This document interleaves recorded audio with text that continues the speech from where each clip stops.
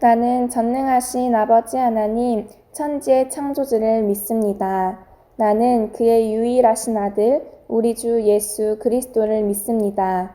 그는 성령으로 잉태되어 동정녀 마리아에게서 나시고 본디오 빌라도에게 고난을 받아 십자가에 못 박혀 죽으시고 장사된 지 사흘 만에 죽은 자 가운데서 다시 살아나셨으며 하늘에 오르시어 전능하신 아버지 하나님 우편에 앉아 계시다가 거기로부터 살아있는 자와 죽은 자를 심판하러 오십니다. 나는 성령을 믿으며 거룩한 공교회와 성도의 교제와 죄를 용서받는 것과 몸의 부활과 영생을 믿습니다. 아멘. 할렐루야. 오늘도 각자의 자리에서 주님을 예배하러 오신 여러분들을 진심으로 환영하고 축복합니다. 오늘도 우리의 생명 대신 예수 그리스도 이름 그 한 분만을 찬양하는 시간 가졌으면 좋겠습니다. 찬양하겠습니다.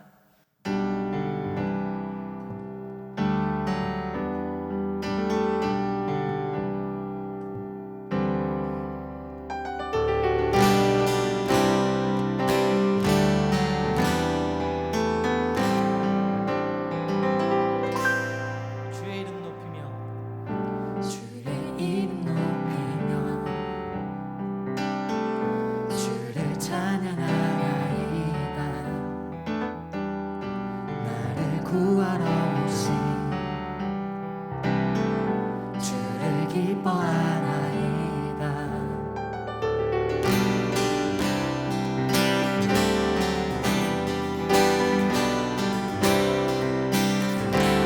주의 이름 높이며 주의 이름 높이며 주를 찬양하나이다.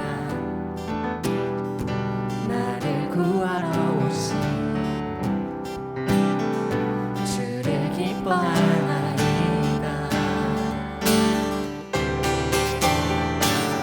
하늘 영광 버리고 이 땅 위에 십자가를 지시고 죄 사했네.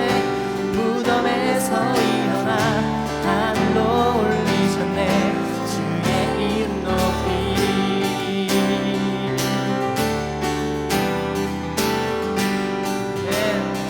주의 이름 높이며 주의 이름 높이며 주를 찬양합니다. 주를 찬양하나이다. 나를 구하러 오신 주를 기뻐하나이다. 하늘 영광 버리고 이 땅 위에 십자가를 지시고 죄 사했네. 무덤에서 일어나 하늘로 올리셨네. 주의 이름 높이 하늘 영광 버리고 하늘 영광 버리고 이 땅 위에 십자가를 지시고 죄 사했네. 무덤에서 일어나 하늘로 올리셨네. 주의 이름 높이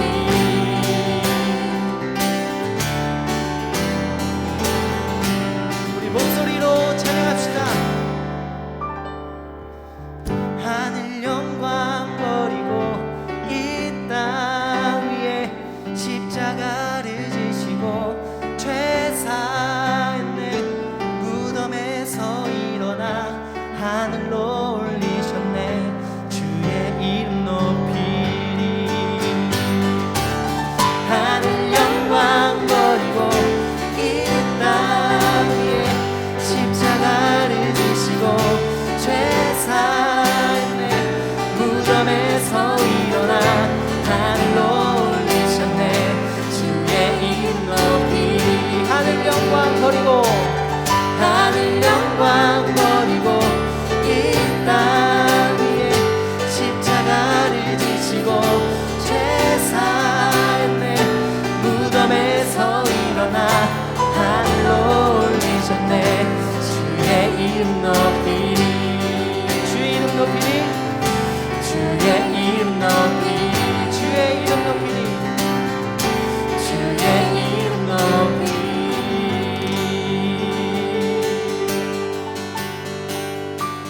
주님의 이름에 높이며 감사의 박수 올려드립시다. 아멘.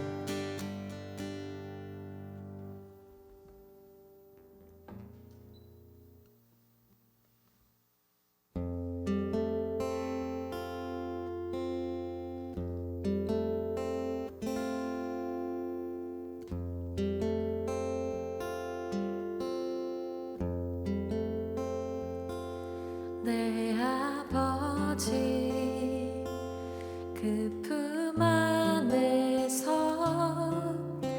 내 영혼은 안전합니다. 주 손길로 내 삶을 안으시니 그 평강이 나를 덮습니다. 내 아버지 그 품 안에서 내 영혼은 안전합니다.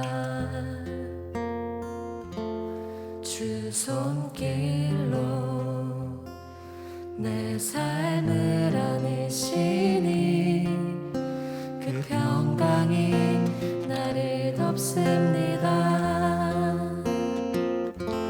나 비록 넘어지며 흔들리지만 주 내 안에 거하며 나를 붙드시니 내 생각을 주께로 돌리고 주시는 평강의 옷을 입습니다. 주 약속 안에서 내 영혼 평안에 내 뜻보다 크신 주님의 계획 나 신뢰해. 두려움 다 내려놓고 주님만 의지해. 주 안에서 내 영혼 안전합니다.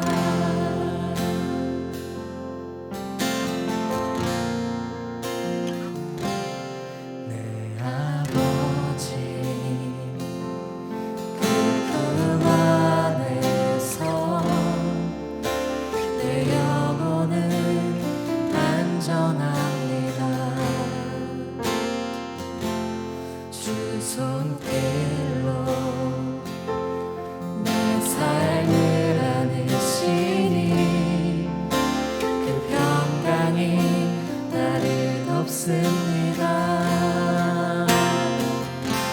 나 비록 넘어지며 흔들리지만 주 내 안에 거하며 나를 붙드시니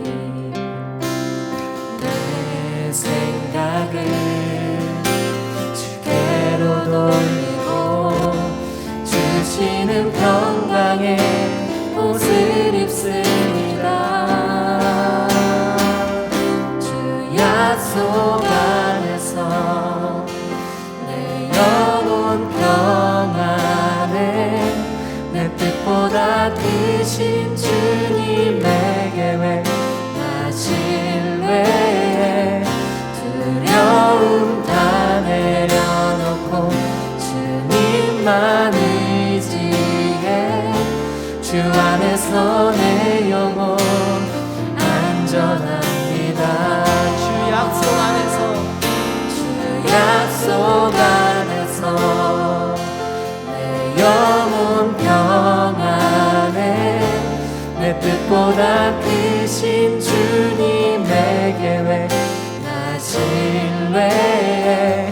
두려움 다 내려놓고 주님만 의지해.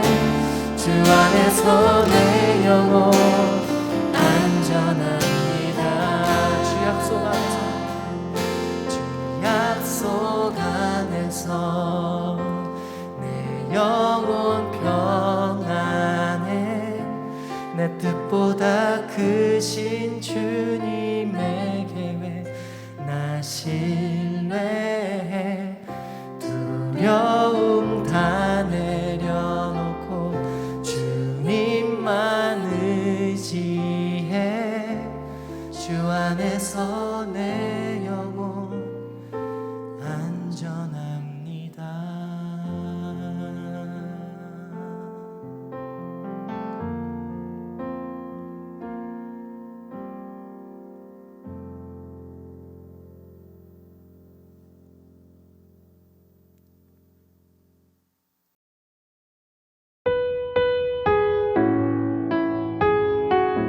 하나님 교육부 예배를 온라인으로 드릴 수 있게 해주셔서 감사합니다. 각자의 삶의 처소에서 예배드리지만 예배드리는 그 자리에서 신령과 진정으로 예배드릴 수 있게 해주세요. 한 주간도 저희를 건강하게 지켜주셔서 감사합니다. 한 주간도 코로나로 인해 힘들어하는 사람들이 많이 있습니다. 그들과 함께 해주시고 속히 회복될 수 있게 도와주세요. 교육부 친구들이 예수님과 멀어지지 않게 해주시고 포도나무이신 주님과 함께 풍성한 삶을 살아갈 수 있도록 도와주세요. 그리고 한 주간도 주님 안에서 기쁘게 살아갈 수 있도록 도와주세요. 이 시간 온라인으로 드리는 예배 가운데 함께 해주시고 예배에 집중해서 하나님이 기뻐하시는 예배가 될 수 있게 해주세요. 예수님의 이름으로 기도드립니다. 아멘.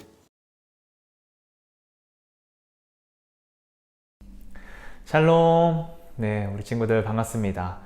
이번 주부터 이제 시험 기간이죠. 우리 친구들 지금까지 공부한 대로 정말 실력 발휘 잘했으면 좋겠고 너무 점수에 연연하지 않았으면 좋겠습니다. 내가 공부한 것보다 점수를 잘 받든 또 잘 받지 못하든 다 하나님의 그 선하신 길 위에 우리 친구들이 서 있다는 것을 기억하고 또 기쁘고 가벼운 마음으로 시험을 잘 봤으면 좋겠습니다. 네, 그럼 우리 오늘도 우리 주기도문 말씀 다 같이 읽어보고 5번째 강구 내용으로 들어가 보도록 하겠습니다. 그러므로 너희는 이렇게 기도하라. 하늘에 계신 우리 아버지여, 이름이 거룩히 여김을 받으시오며 나라가 임하시오며 뜻이 하늘에서 이루어진 것 같이 땅에서도 이루어지이다. 오늘 우리에게 일용할 양식을 주시옵고 우리가 우리에게 죄 지은 자를 사하여 준 것 같이 우리 죄를 사하여 주시옵고 우리를 시험에 들게 하지 마시옵고 다만 악에서 구하시옵소서. 나라와 권세와 영광이 아버지께 영원히 있사옵나이다. 아멘.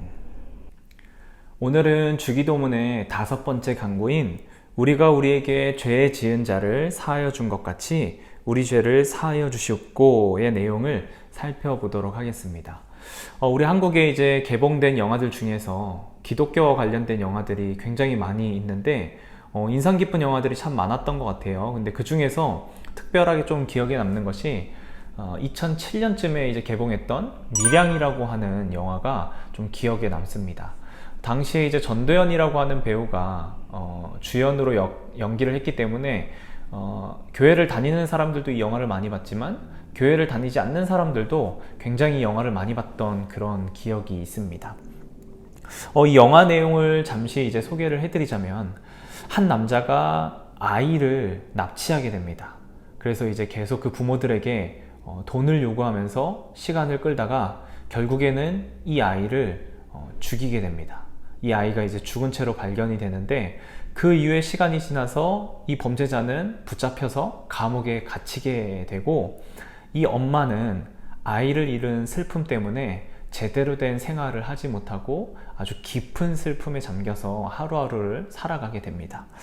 그러던 중에 이 엄마가 교회라고 하는 곳에 나가게 됐고 그 교회에서 이제 말씀을 들으면서 마음의 위로를 얻고 회복을 얻게 됩니다. 그러면서 이 엄마가 아주 큰 결심을 하나 하게 되는데 그것이 무엇이었냐면 바로 자신의 아들을 죽인 그 범죄자를 용서해 주기로 결심을 합니다. 그래서 너무나 이제 어려운 발걸음이었지만 그 범죄자를 용서해 주기 위해서 감옥으로 직접 찾아갑니다. 그런데 감옥에 가서 이제 이 범죄자를 용서해 주려고 봤더니 이 범죄자의 입에서 굉장히 생각지도 못한 그런 이야기들이 흘러나오는 거예요. 어떤 내용이었냐면 감옥에 갇혀 있는 동안 이 범죄자도 교회를 다녔던 거죠. 교회에 나가게 되면서 자기가 이때까지 저질렀던 그 모든 죄를 하나님으로부터 용서를 받았다. 자기는 하나님으로부터 깨끗함을 얻었고 이제 자유함을 얻었다 라는 이야기를 이 엄마에게 하게 된 거예요. 아니, 엄마는 자기 자신이 아직 용서를 하지도 않았는데 이미 용서함을 받았다라고 하는 그 범죄자의 말을 듣고 큰 충격에 빠집니다. 그래서 그 범죄자를 용서하지 못한 채로 돌아오게 되었고, 심지어는 이 엄마가 종교도 다 떠나버리고 더 힘든 그런 삶을 살아가는 그런 내용이 담긴 영화가 바로 이 밀양이라고 하는 영화입니다. 당시에 이 영화를 보면서 참 여러 가지 생각이 많이 들었지만 그 중에서도 용서가 무엇일까? 진정한 용서란 무엇이고 우리가 용서를 하기 위해서는 어떻게 해야 되는 것일까? 라는 그런 용서에 대한 고민을 아주 깊이 있게 할 수 있도록 해준 영화였던 것 같습니다. 오늘 우리가 살펴본 이 주기도문에서도 용서가 나오는데, 우리가 읽었던 이 마태복음 주기도문에서는 죄를 사하여 주시고 라고 표현되어 있지만 우리가 예배 때마다 고백하는 그 세번역 주기도문을 보면 이 용서라는 말이 더 명확하게 나오고 있어요. 세번역을 보면 우리가 우리에게 잘못한 사람을 용서하여 준 것 같이 우리 죄를 용서하여 주시고 라고 명확하게 용서라고 이 단어를 번역해서 표현해 주고 있습니다. 그리고 주기도문이 끝나는 14절과 15절 말씀을 보면 예수님께서 계속해서 이 용서라는 말을 말씀을 해주고 있어요. 14절과 15절입니다. 너희가 사람의 잘못을 용서하면 너희 하늘 아버지께서도 너희 잘못을 용서하시려니와 너희가 사람의 잘못을 용서하지 아니하면 너희 아버지께서도 너희 잘못을 용서하지 아니하시리라. 아멘. 이처럼 주기도문에서도 용서를 말씀하시고 그 주기도문을 가르쳐 주신 이후에도 계속해서 예수님은 용서를 말씀하고 있습니다. 예수님께서 계속 반복적으로 이 용서를 우리에게 가르쳐 주신 이유는 그만큼 이 용서라고 하는 개념이 굉장히 우리에게 중요한 개념이기 때문에 계속해서 강조해서 우리에게 알려주시는 것입니다. 앞선 이제 일용할 양식에 대한 그 기도는 어떤 우리의 육체를 위한 기도였다라고 한다면 이 용서는 우리의 마음을 위한 기도라고 할 수 있습니다. 하나님께서 우리의 죄를 용서해 주실 것인데, 용서해 주셨는데 그보다 앞서서 우리가 해야 할 일이 있다면 바로 우리에게 잘못한 사람을 용서해 주는 것이라고 말씀을 하고 있습니다. 그렇다면 예수님은 왜 계속해서 우리에게 이 용서를 강조하시는 것일까? 그리고 하나님께서도 먼저 우리에게 잘못한 사람을 용서해 주라 라고 왜 말씀을 하시는 것일까? 그 이유는 바로 이 용서라고 하는 것이 화목과 화평, 평화를 이루는 일이기 때문에 예수님은 계속해서 강조해서 우리에게 가르쳐 주고 있는 것입니다. 용서는 이웃과 화목을 이루는 일이고 또 하나님과 화목을 이루는 일입니다. 최초의 인간이었던 이 아담과 하와는 하나님의 말씀을 거역함으로 인해서 최초로 범죄를 저질렀습니다. 그 범죄로 인해서 인간이라고 하는 존재는 하나님과 화목할 수 있는 존재였는데 그 범죄 때문에 그 관계가 틀어져 버렸습니다. 그리고 그 아담과 하와 이후에 태어나는 모든 인간이라고 하는 존재는 죄 때문에 하나님과 화목할 수 없는 그런 관계가 되어버린 것입니다. 우리도 마찬가지입니다. 우리도 하나님 앞에서 많은 죄를 짓고 잘못을 저지르잖아요. 세상의 사람들은 내가 얼마나 죄인인지 모르지만 우리 자신은 잘 알고 있잖아요. 우리 자신은 얼마나 하나님 앞에 죄를 많이 짓고 하나님의 말씀대로 살아가지 않는지, 또 마음으로 그리고 행동으로 얼마나 악하고 더러운 죄를 많이 짓는지 세상의 사람들은 모르지만 나 자신은 분명하게 알고 있습니다. 그런데 그런 우리를 하나님께서는 예수님을 통해서 용서해 주셨습니다. 우리 죄를 대신해서 예수님이 그 모든 죄를 짊어지셨고 또 그 죄를 짊어지시고 십자가에 못 박혀 죽으심으로 인해서 우리는 정결함을 입은 것입니다. 예수님으로 인해서 우리는 하나님의 용서하심을 얻게 된 것입니다. 그리고 그 용서하심으로 인해서 우리는 다시금 하나님과 화평한 관계, 평화의 관계로 나아갈 수 있게 된 것입니다. 우리가 하나님의 그 용서하심 덕분에 평화와 화평을 이룬 것처럼 우리 역시도 우리에게 잘못한 사람들을 용서해 주어야만 합니다. 마태복음 5장 24절을 보면 이렇게 나와 있어요. 예물을 제단 앞에 두고 먼저 가서 형제와 화목하고 그 후에 와서 예물을 드리라. 아멘. 예수님께서는 하나님 앞에 예배를 드리는 것만큼이나 형제와 화목한 것이 중요하다라고 말씀하고 있습니다. 하나님께서 크신 사랑으로 우리를 용서해 주심으로 하나님과 우리가 화목한 관계가, 평화의 관계가 되었던 것처럼 우리 역시도 우리에게 잘못한 사람을 용서해 줌으로 사람과의 관계 속에서 화목을 이루는 것이 그 어느 것보다 중요하다라고 지금 예수님은 말해주고 있습니다. 하나님께 예배를 드리는 것만큼이나 사람들 관계 속에서 화목을 이루는 것, 용서를 행하는 것이 중요하다라고 말해주고 있는 것입니다. 그런데 우리가 이 삶을 살아가다 보면 용서하는 것이 쉬운 일일까요? 작은 잘못을 저질렀을 때는 쉽게 그 사람을 용서해 줄 수 있겠지만, 만약에 나한테 큰 잘못을 저질렀다라고 한다면 그 사람을 쉽게 용서해 줄 수 있을까요? 우리는 그 사람을 쉽게 용서할 수가 없습니다. 나에게 잘못을 저지른 사람이 어떤 마땅한 처벌을 받는다고 해도 우리가 그 사람을 용서하기가 쉽지 않은데, 만약에 그 사람이 처벌도 받지 않고 나에게 잘못했다라고 용서를 구하지도 않고 정말 그냥 일반 사람들처럼 잘 살아간다 라고 한다면 우리는 더더욱 그 사람을 용서하기가 쉽지 않습니다. 그렇다면 분명히 예수님께서 그 사람들을 용서해 주라 말씀하고 있는데, 우리가 어떻게 그 사람들을 용서할 수 있을까요? 목사님이 이 부분 때문에 한 주간 정말 계속해서 고민을 했던 것 같아요. 어떻게 하면 이 사람들을 용서할 수 있을까? 나에게 잘못을 저지른 사람을 어떻게 하면 용서할 수 있을까? 근데 마땅한 방법이 생각나지 않았어요. 정말 유일한 방법이 있다면, 아니 유일한 방법이라고 한다면 그것은 바로 하나님께 나의 마음을 맡겨드리는 것밖에 없겠구나, 내어드리는 것밖에는 방법이 없겠구나 라는 생각을 했습니다. 이 용서라고 하는 것은 우리 힘으로 할 수 있는 것이 아니라 하나님께 맡겨드림으로 하나님이 주시는 마음으로 하는 것이 용서구나 라는 것을 깨닫고 또 묵상했습니다.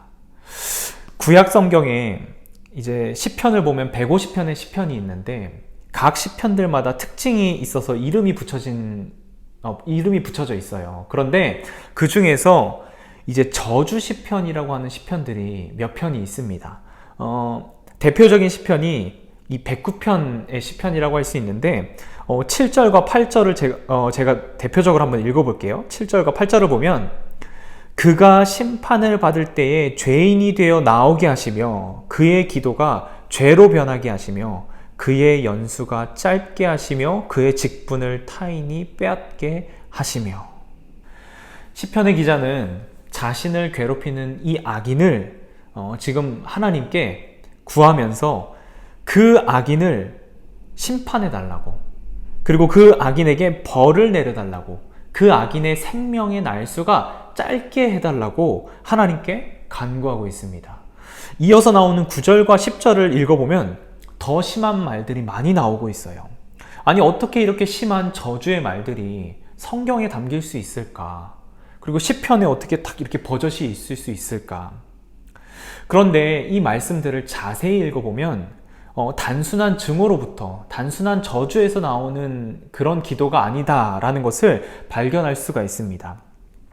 이 저주 시편에서 중요한 점은 이 시인이 자신이 겪고 있는 그 어려운 감정들과 문제들을 숨김없이 그대로 하나님께 들고 가서 하나님께 다 맡겨드렸다는 것에 있습니다.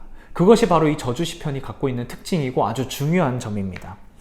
하나님, 제가 저주하는 대로 만약에 이루어주시지 않으면 저 하나님 안 믿을 거예요. 그런 마음으로 이 시편의 기자는 하나님께 나아가서 저주의 기도를 하고 있는 것이 아니라, 하나님, 제가 그만큼 힘이 듭니다. 그만큼 마음이 너무 어렵고 그만큼 그 사람이 밉습니다. 그러니까 하나님께서 제발 해결 좀 해주십시오. 하나님께 모든 것들을 맡기오니 하나님께서 해결해 주십시오 라는 마음으로 지금 이 시인은 기도하고 있는 것입니다. 하나님께 전적으로 맡긴다는 것은 그 모든 결과 또한 하나님께 맡겨드린다는 것을 의미합니다. 하나님께서 우리가 원하는 대로 아주 큰 벌을 그 악인에게 내릴 수도 있고 아니면 정말 약한 벌을 내릴 수도 있는데 그 모든 결과까지도 하나님께 내어 맡기는 것이 바로 하나님께 나의 마음을 온전하게 맡겨드리는 것이라고 할 수 있습니다. 그렇게 모든 것을 하나님께 내어 맡겨드릴 때 우리는 진정한 용서를 할 수 있는 것입니다. 하나님께서 죄인인 우리를 용서하여 주신 것처럼 우리도 우리에게 잘못을 저지른 그 사람을 용서할 수 있는 것입니다. 우리가 이렇게 전적으로 하나님께 모든 것들을 나의 마음을 전적으로 하나님께 맡겨드림으로 인해서 우리가 우리에게 잘못한 사람을 용서했다라고 한다면 그것보다 한 걸음 더 나아가서 생각해 보아야 할 것이 또 있습니다. 무엇이냐면 바로 내가 용서를 구해야 할 사람이 있는 것은 아닌지 우리는 돌아보아야 합니다. 내가 잘못을 저지름으로 인해서 어떠한 사람들에게 용서를 구해야 할 그런 사람이 내 주변에는 없는지 우리는 돌아보아야 합니다. 요즘 뉴스에 많이 나오는 사건들 중에 하나가 바로 연예인들의, 유명인들의 학폭 사건입니다. 올바르고 좋은 이미지를 가지고 있었던 그런 유명인들이 학창시절에 저질렀던 그런 악한 일들과 또 폭력들이 다 이제 그 폭로가 되면서 한순간에 이제 대중들로부터 외면을 받기도 하고 이미지가 실추되어서 뭐 잘못했다 그리고 그 사과하고 연예계를 잠시 물러나는 그런 모습들이 요즘 기사에 많이 나오고 있습니다. 그런데 이 연예인들은 만약에 그 학폭을 당했던 그 피해자들이 이 범죄 사실을 폭로하지 않았다면 그 피해자들을 찾아가서 사과를 하지는 않았을 것 같아요. 용서를 구한다거나 자신의 잘못을 뉘우치지는 않았을 것 같아요. 과연 그것이 진정한 용서를 구하는 것일까? 그것이 진정한 사과라고 할 수 있을까라는 그런 의문이 듭니다. 그리고 앞서 이야기했던 그 밀양의 그 영화 사건도 마찬가지예요. 이 범죄자는 피해를 입은 그 피해자에게 용서를 구하는 것이 아니라 하나님으로부터 용서를 얻었다라고 이야기하고 있습니다. 그런데 이것은 거짓된 사실입니다. 이것은 진정한 의미의 용서가 아닙니다. 이 범죄자가 진정한 용서를 받기 위해서는 먼저 자신이 피해를 주었던 그 사람에게 가서 용서를 구하고 그 피해자로부터 용서를 얻고 그 다음에 하나님으로부터 용서를 얻는 것이 진정한 용서라고 할 수 있습니다. 자신이 피해줬던 그 사람들은 뛰어넘고 그냥 하나님께로부터 용서를 받았다? 그것은 진정한 의미의 용서가 아닙니다. 연예인들도 마찬가지예요. 자신이 피해를 얻고 나니까 자신의 이미지에 타격을 받고 나니까 그제서야 피해자들을 찾아가서 잘못을 구하고 용서를 구하는데 진정한 용서는 내가 피해를 받아서가 아니라 그 받기 전에 내 잘못을 뉘우치고 그 피해자들에게 가서 용기 있게 용서를 구하고 그 사람들로부터 용서를 얻는 것이 진정한 용서라고 할 수 있습니다. 우리가 진정으로 용서를 원한다면 우리가 피해를 준 사람은 없는지를 돌아보아야 하고 그 사람들이 그 사실을 폭로하기 이전에 그 사람들이 얼마나 나의 그 잘못된 행동들로 인해서 아픔을 겪고 있을까를 헤아려 보고 그 사람들에게 먼저 가서 잘못을 구하고 그 사람들에게 용서받는 것이 진정한 용서라고 할 수 있습니다. 오늘 주기도문의 이 5번째 강구는 하나님께서 크신 사랑으로 죄인인 우리를 용서해 준 것 같이 우리 역시도 우리에게 잘못한 사람을 용서해 주어야 한다라고 분명하게 말하고 있습니다. 그리고 그 용서는 우리 힘으로 할 수 있는 것이 아니라 하나님께 모든 것들을 내어 맡겨드림으로 하나님이 주시는 마음으로 할 수 있는 것입니다. 우리가 살아가면서 억울한 일도 많이 겪게 될 것이고 피해받는 일들도 많이 겪게 될 것입니다. 그럴 때마다 그 사람들을 용서해 주기보다는 그 사람들을 향해서 증오하게 되고 그 사람들에게 분노하게 될 텐데, 그럴 때 우리의 그 마음을 하나님께 내어 맡겨드림으로 우리는 그 사람들을 용서해 주고 화평과 화목을 이루는 저희들이 되었으면 좋겠습니다. 어떻게 하면 그 사람들에게 복수할까? 그 사람들이 망했으면 좋겠다. 그런 저주의, 증오의 마음만을 우리 마음 가운데 품고 있는 것이 아니라 그 마음을 하나님께 드리고 하나님이 주시는 마음으로 그 사람들을 용서할 수 있는 저와 여러분들이 되기를 간절히 소망합니다. 그리고 더 나아가서 행여나 내가 다른 사람들에게 잘못한 것은 없는지, 내가 다른 사람들에게 용서를 구해야 할 부분은 없는지를 돌아보고 그 사람들에게 진정한 마음으로 나아가서 용서를 구하는, 용서를 빌고 잘못을 고백하는 그런 용기 있는 저와 여러분들이 되었으면 좋겠습니다. 그렇게 함으로 하나님 앞에서 하나님과 화목해지고 또 이웃들과 화목해지고 하나님 나라를 확장해가는 저와 여러분들이 되기를 간절히 소망합니다. 우리 주신 말씀 기억하면서 함께 기도하겠습니다. 사랑하는 하나님, 감사합니다. 오늘 주기도문의 5번째 강구를 통해서 용서에 대해서 생각하게 하시니 감사드립니다. 우리가 살면서 정말 용서하기 어려운 그런 부분들이 참 많이 있습니다. 그럴 때마다 분노의 감정과 또 복수의 감정들을 우리 마음 가운데 계속해서 품고 있는 것이 아니라 그 모든 것들을 하나님께 내어드리게 주님 도와주시옵소서. 그래서 하나님, 그 모든 결과들은 하나님께 맡겨드리고 우리는 하나님이 주시는 마음으로 우리에게 잘못한 사람을 용서해 줄 수 있게 주님 우리를 도와주시옵소서. 또한 하나님, 우리가 잘못한 사람은 없는지 돌아보게 하시고 우리가 피해를 받기 때문에 피해를 얻기 때문에 그 사람들에게 용서를 구하는 것이 아니라 그 사람들이 얼마나 나의 잘못 때문에 힘들었을까를 생각해보고 또 그 사람들에게 진심으로 잘못을 뉘우치는 마음으로 용서를 구하는 저희들 되게 도와주시옵소서. 그래서 하나님과 화목해지고 또 이웃과 화목해짐으로 하나님 나라를 확장해 나아가는 저희들 되게 주님 도와주시옵소서. 주님께서 우리를 붙잡아 주실 것을 믿으며 감사드리며 예수님 이름으로 기도드립니다. 아멘.